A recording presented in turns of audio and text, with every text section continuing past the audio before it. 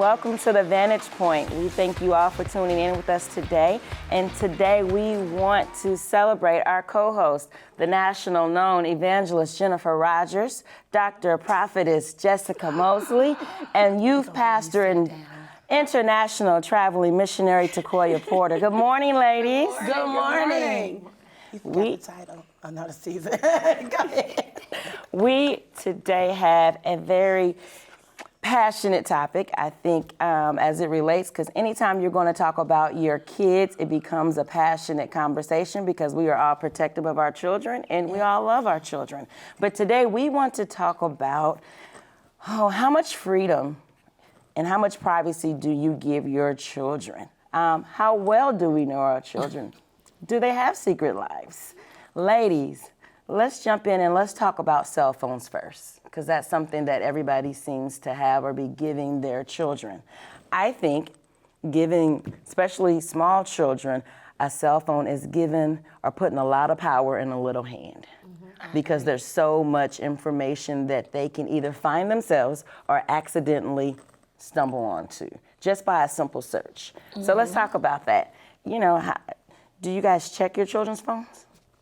Am I paying for it? Absolutely. If I'm paying for it, it's my phone. So do you check your phone? Yes, I would. I have. My kids are grown, but yeah, I was all in that phone. I want to see text messages, sites you go to. I want to see all of that.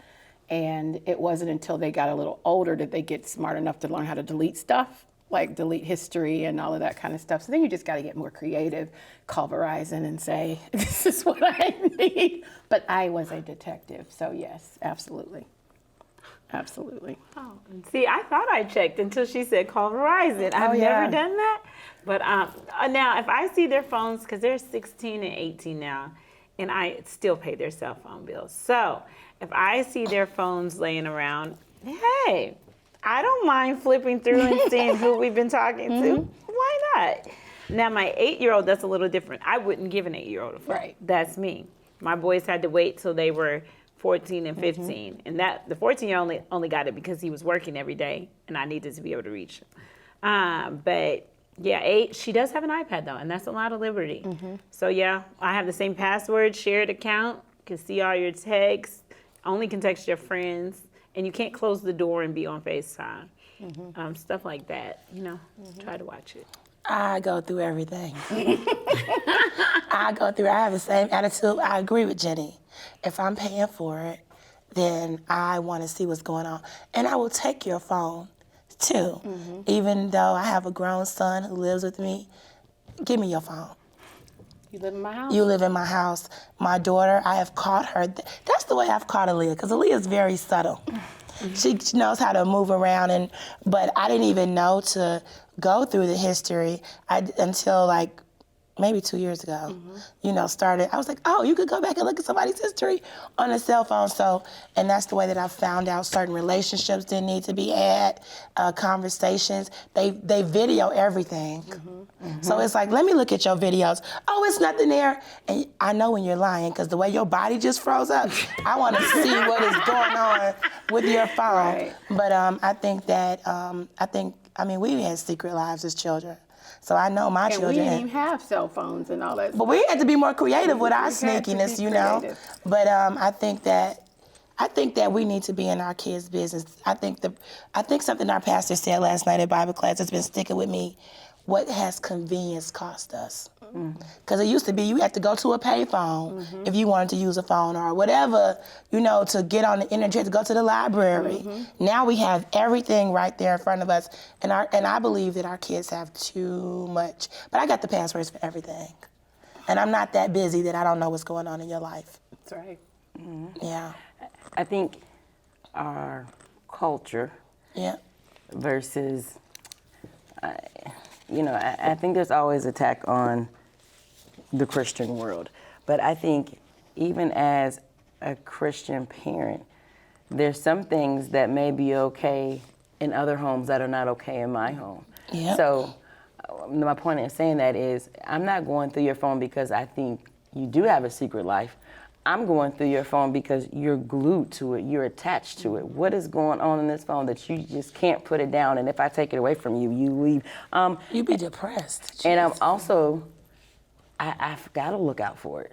I have to. Just like I don't let you watch everything on TV, I don't want you on everything on your phone. I don't want you engaging in, we didn't leave a digital print like they are. Mm-hmm. Our digital print didn't start till we were like, I'm going to say at least in our 20s. Thank the Yeah. Lord. My God. I'm so glad there was not that kind of social media. I know that's right. I know that's right. And I think even with that, them leaving or being able to leave a digital print so early, and we live in such an unforgiving world. Right. We are witnessing people being taken to court or put on trial for stuff they did 20 years ago. Yeah.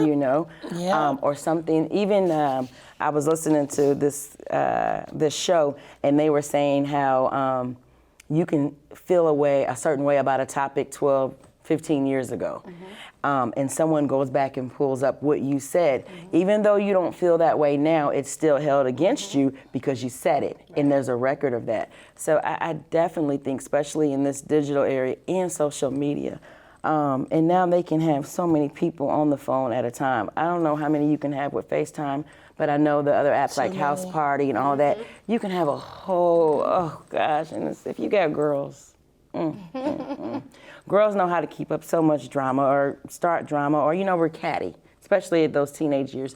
But anyway, I think it's so important for us to monitor our children, even when different people say, oh, you got to give them the right to be themselves, be their right to be individual.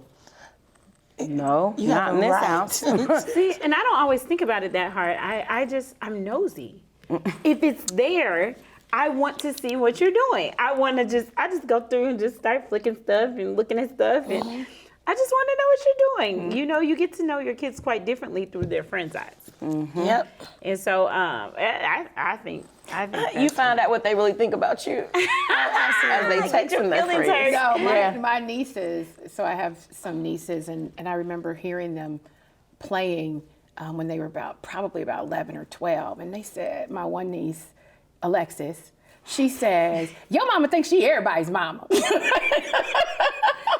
So I think listening to their conversations, and I had a bunch of girls at my house the other day, and just listening to them talk about their parents and talk, it wasn't anything bad, but they're just so funny. And my mom does this. Oh, your mom does that. My mom does this too. It was just so interesting, to see personalities develop and their conversation and their ability to resolve conflict and their ability to do that kind of stuff. So I think seeing them through the eyes of their friends is important. And I think as a parent, you need to watch that. You really need to pay. I wish I had Watch and pray. paid more attention to the small stuff. Yes. Yeah. Instead of waiting on the big stuff to happen, pay more attention to the small stuff. My one niece, she went and threw something away. Like I gave her something and she didn't like it. Instead of telling me she didn't like it, she tried to sneak and throw it away. But I saw her, and so then she kind of looked at me. To me, that's a small thing. And I sat her down and I said, listen, if you don't like something, just tell me you don't like it. You don't have to sneak and throw it away. And then she started tearing up, and I'm thinking, it's okay. But I told my other nieces, my great niece, and I said, you got to pay attention to that sneaky behavior because it turns into something else later. Yeah. And having grown children, I'm thinking of all the things that now everything makes, I'm like, oh my God, they were doing this at 3. But you gotta pay attention to the small stuff. Yeah, we were at McDonald's one time, and I'm not gonna say who it was, because then I might identify who it is. But it was some children with me, and I'm letting them sit at their own table. And anyway, Aaliyah was like, "Oh, you shouldn't watch that," and to one of the people that was with us. And anyway, I said, "Let me see your phone." He was like, "No, it wasn't nothing." I said, "Let me see your phone."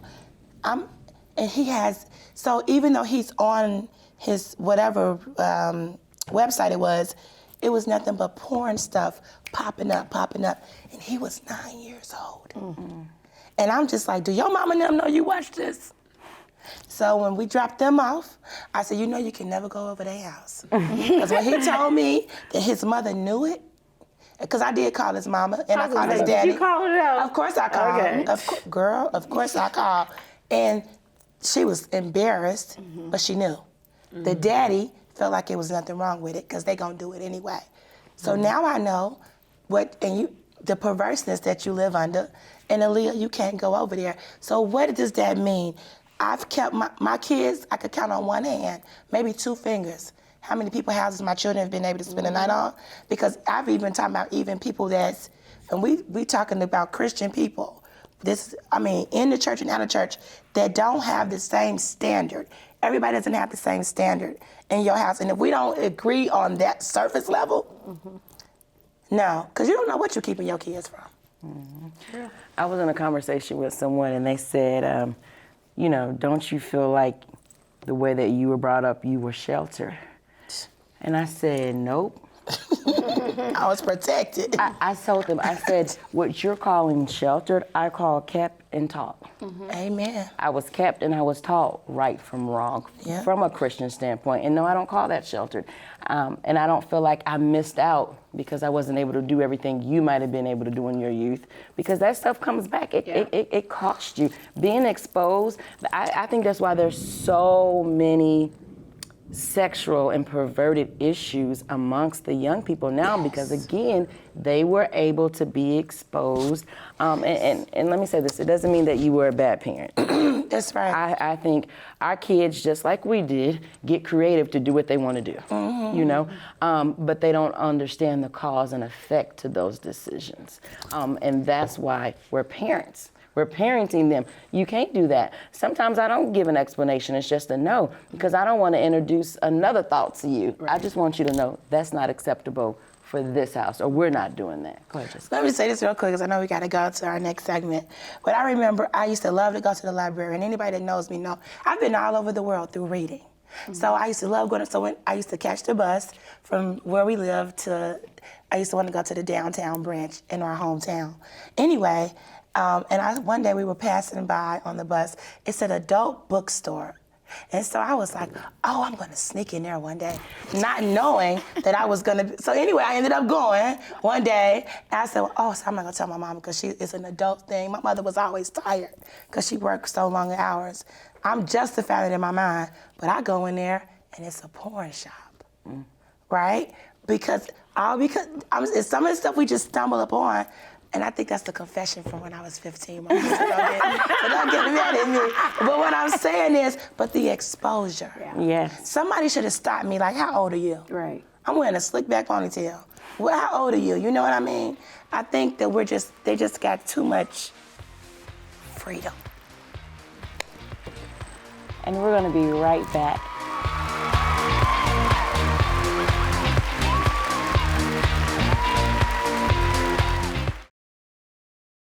Did you know that when you are quiet, your voice is missing to God's ears? I know some of us have prayed and we're wondering, how long should I pray about this? Why should I pray if God already knows? How will I know God is answering? And what do I do when I feel like God's not listening? But God is listening for your voice. It's too quiet in this world for the troubles we have. You have to raise your voice, and God wants to hear from you. It's Too Quiet, a book about prayer, is designed to answer your prayer questions and build your faith. Visit presstopray.com. So there you are, shuffling through a stack of resumes, and you come to mine. This is it, first impression, my way in. But can my resume show you how I truly stand out? Like that I was studying, going to night school while working 2 jobs just to help my parents pay for groceries. Or being the first one to always step up. No, that's something you just can't put on paper. Look beyond the resume and discover new ways to develop great talent that is dedicated, hardworking, and determined like me.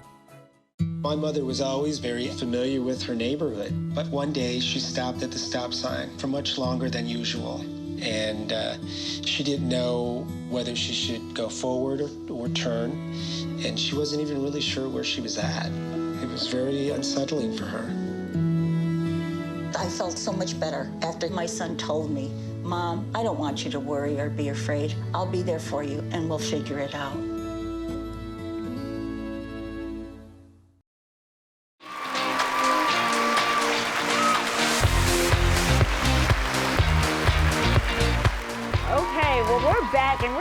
about the secret lives of our kids. Okay, so I have a confession. My oldest son does not watch this show. And so that's good because he doesn't know I'm watching him. His college roommate has a YouTube channel. So wow. we've gotten to see a lot of what he... wow. We've gotten to see a few things he's been doing up there. And not in a bad way. He's a good kid, but, you know, like he's trying to learn to ride a skateboard. He's falling off in a room. What? You know, He on a skateboard? I know, right? It's hilarious. I love it. See, he should watch my show. He should watch my show. But because he doesn't, we're going to keep talking about him. So, do you guys feel like once they're young adults, because I'm more so now dealing with him as a young adult. He's out of my house, 9 months a year, 10 months a year. I am low-key stalking him. He does know he's on my Find My iPhone. Like, I just like to look sometimes and see where he is. So he knows about that. He does not know about the YouTube. But do you guys, what do you think the boundaries are for these kids that are not your babies anymore, but they're still your kids?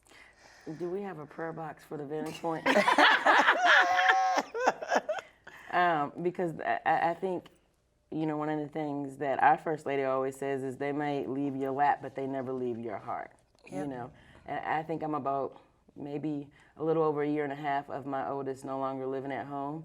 And I told the ladies, I'm failing. I'm going to be quiet on this topic because I'm an emotional wreck about some of this stuff because, again, you're like, when you see them make decisions that you know you didn't teach them, or, you know, and it's not always bad choices or decisions. You're just like, why are you going that route? Why do you want to do that? This is going to affect your credit. This is going to, you know, and you have to let them make those choices. That is very hard for me.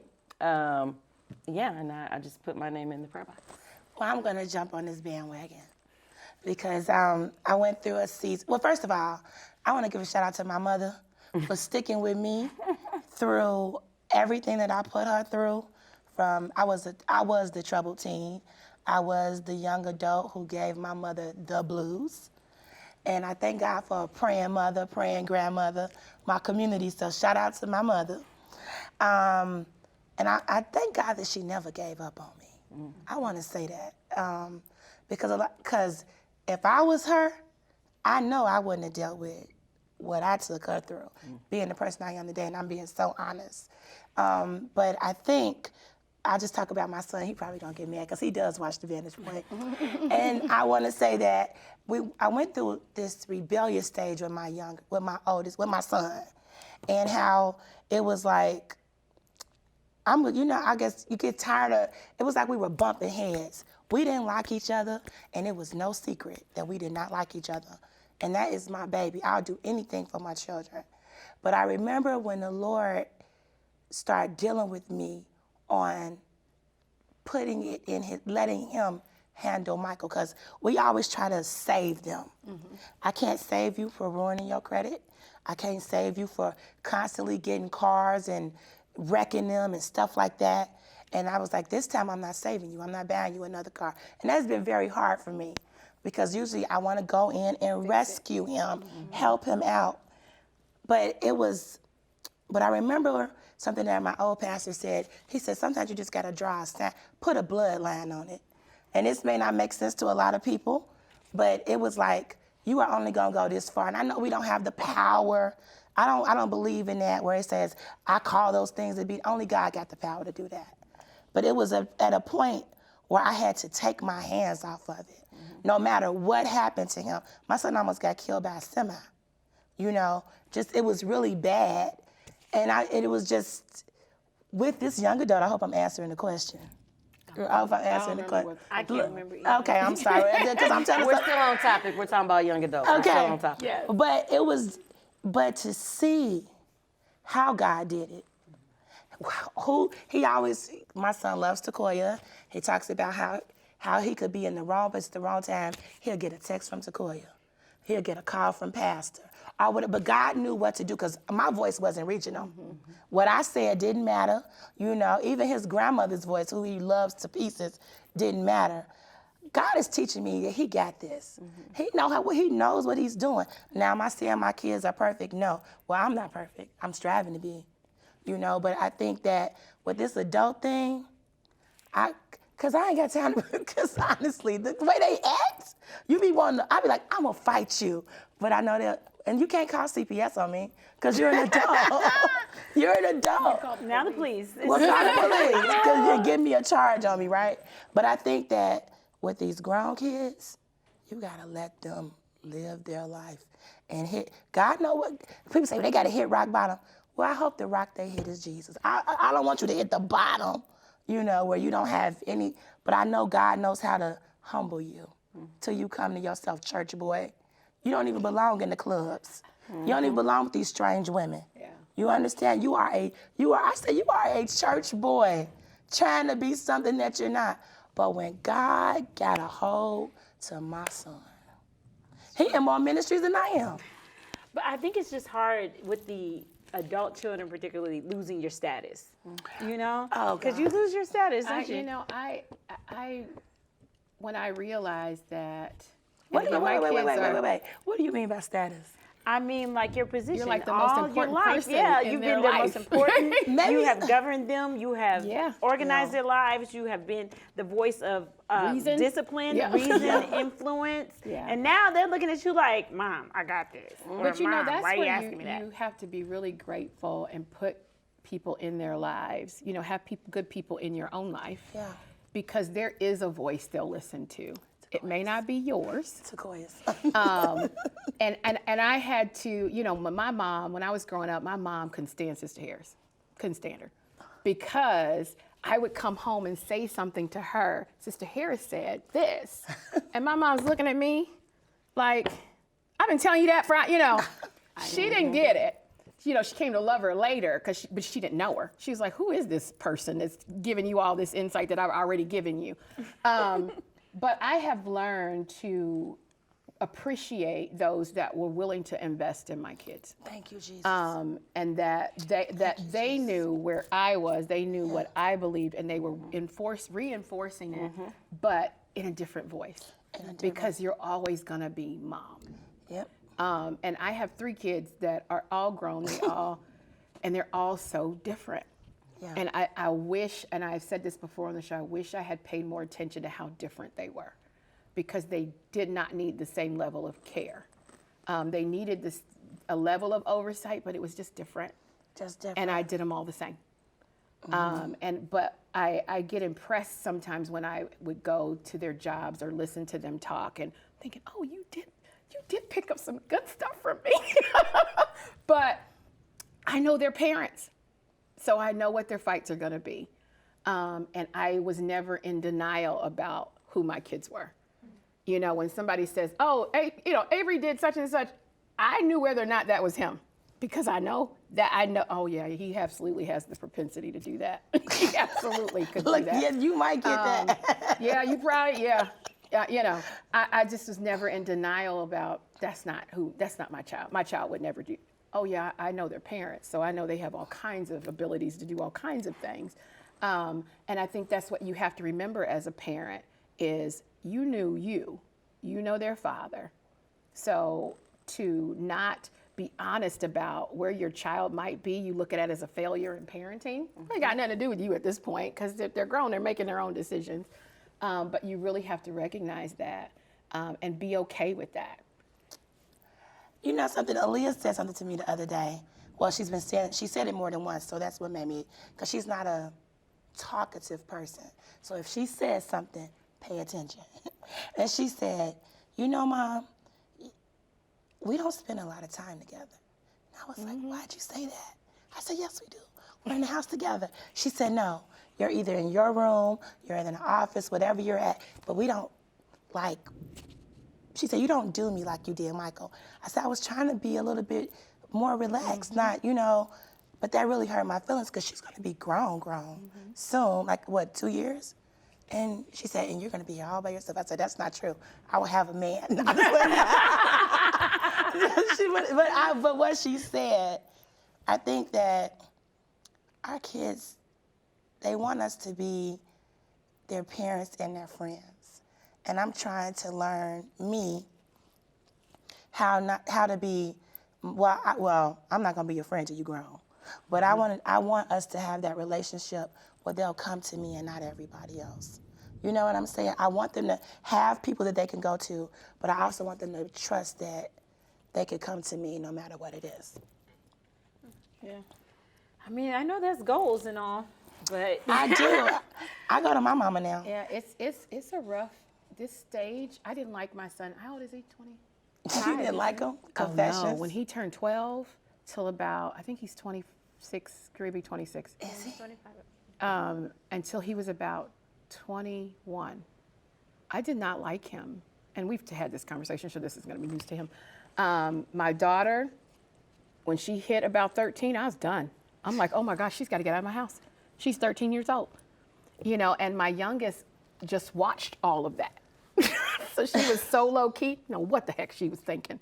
But you know, you like you said, you want them to trust you, and that to me, it's like I'm having to earn that. Of course. And I'm trying to figure out, when did I lose it? Mm-hmm. You know what I'm saying? When did I now become not the voice of reason? When did I now become, like you said, losing my status? But I, again, think about how I was with my mom. And again, when you have your own, and I always tell them, when you have your own children, you're gonna wish you treated me better. I'm just gonna say No, that. but you know, one of the things that I really do love is when my son comes back and say, you know what, Mama, you've always had my back. You were right. And I'm thinking to myself, you go, girl, because you was right. Yeah. You did something right. He remembered that. They'll come back and apologize. I always apologize to my mama. Like, I'm so sorry. Yeah.